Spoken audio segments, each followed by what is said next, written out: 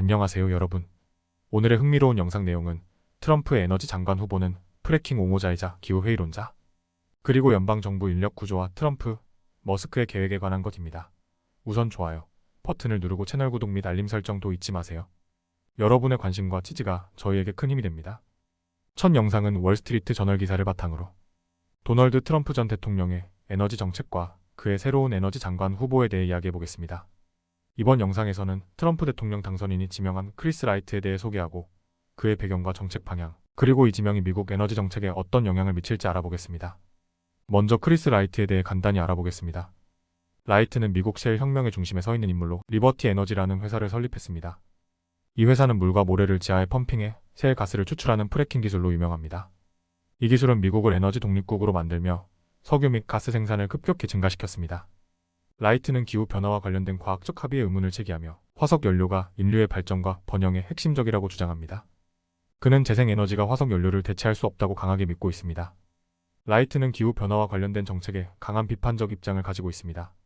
그의 회사는 180페이지에 달하는 보고서를 통해 기후변화와 정치화된 환경정책이 근시안적이라고 비판하며 이를 보수적인 석유 및 가스 업계에서 지지받고 있습니다.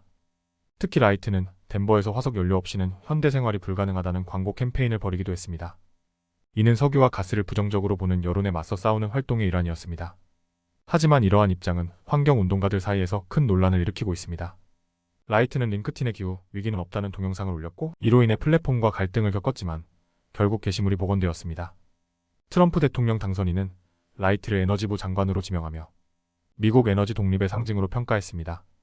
라이트가 장관으로 임명된다면 그는 에너지 기술 연구를 이끄는 동시에 미국의 핵무기를 관리하는 중요한 역할도 맡게 됩니다. 또한 그는 국가에너지위원회의 멤버로 활동하며 미국 에너지 정책의 중심에 설 예정입니다. 이번 지명은 트럼프의 정치적 후원자들인 석유 및 가스 업계에 강력한 지지를 보여줍니다. 특히 라이트는 트럼프의 재선 캠페인에 54만 달러를 기부했으며 이는 석유 업계와의 밀접한 관계를 나타냅니다. 라이트의 지명은 바이든 행정부와는 대조적인 에너지 정책을 상징합니다. 바이든 대통령은 인플레이션 감소법을 통해 재생에너지와 배출 감소를 위한 대규모 지원을 추진했지만 트럼프와 라이트는 이를 뒤집을 가능성이 높습니다. 라이트는 바이든 행정부가 선언한 액화천 연가스 LNG 수출 제한을 해제할 가능성이 높다고 평가됩니다. 라이트 에너지부 장관 임명은 미국 에너지 정책의 방향성을 크게 바꿀 수 있는 신호입니다. 그는 전통적인 화석 연료 산업을 강력히 지지하며 환경 규제를 완화하고 에너지 독립을 강조할 것으로 보입니다.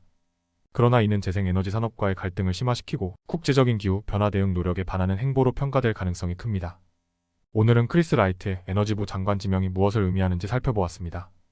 여러분은 이 지명이 미국과 세계 에너지 시장에 어떤 영향을 미칠 것이라고 생각하시나요? 다음 영상은 월스트리트 저널 기사를 바탕으로 미국 연방 정부의 인력 구조와 도널드 트럼프 대통령 당선자가 앨런 머스크와 협력해 추진하려는 계획에 대해 이야기해보겠습니다. 트럼프와 머스크의 전략이 연방 인력에 어떤 영향을 미칠지, 또 논란이 되는 이유는 무엇인지 알아보겠습니다. 미국 연방정부에는 약 230만 명의 민간 근로자가 근무 중입니다. 이는 미국 전체 노동력의 약 2%에 해당합니다. 이들은 다음과 같은 다양한 직업군에서 활동하고 있습니다.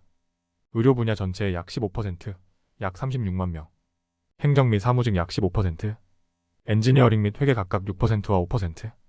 이들 대부분은 워싱턴 DC 외 지역에서 근무하며 제한군인 병원 간호사, 국립공원 관리원, 연방교도소 경비원 등 다양한 역할을 수행합니다. 특히 민간 근로자의 약 70%는 군사 및 보안 관련 기관에 배치되어 있습니다. 2024년 기준 연방 민간 근로자에게 지급된 연간급여는 약 2130억 달러에 달합니다.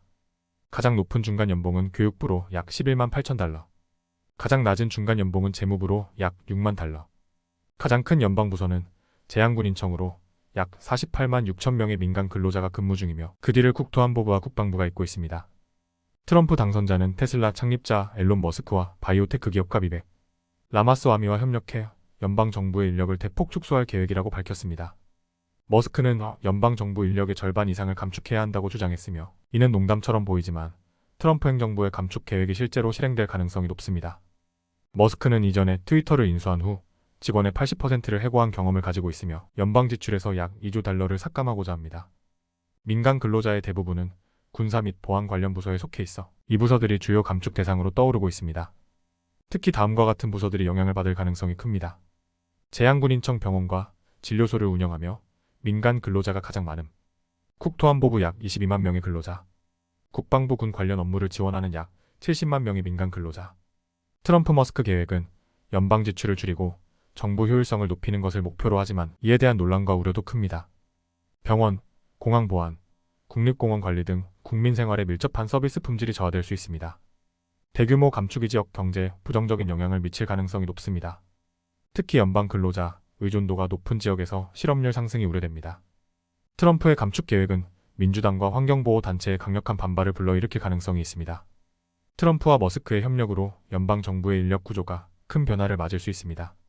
하지만 이로 인해 서비스 품질과 지역 경제에 미치는 영향, 정치적 갈등 등이 어떻게 전개될지는 지켜봐야 할 문제입니다.